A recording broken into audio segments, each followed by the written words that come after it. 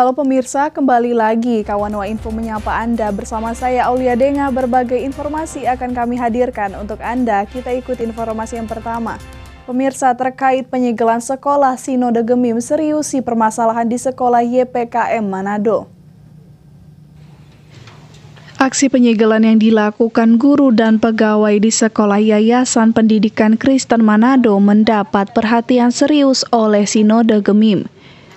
Sinode Gemim lewat juru bicara John Rory menegaskan saat ini pihak Sinode sementara menjadwalkan pertemuan dengan para tenaga pendidik dan pegawai di sekolah YPKM.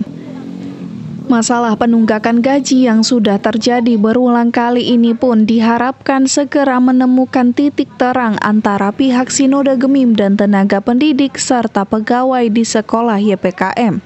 Permasalahan ini sudah diseriusi oleh Sinode dan mereka akan diundang ke kantor Sinode, akan diberikan pemahaman dan kita akan realisasikan apa yang menjadi hak mereka, tentu secara bertahap. Memang permasalahan ini sudah berapa kali tetapi dibayarkan.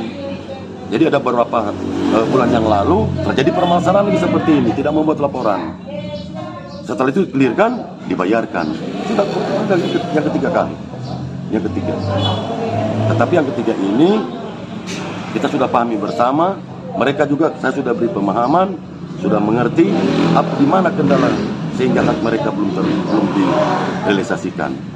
Dalam waktu yang relatif singkat ini, pada minggu ini kita akan mengundang mereka, akan diberikan pemahaman dan pengarahan, termasuk juga yayasan.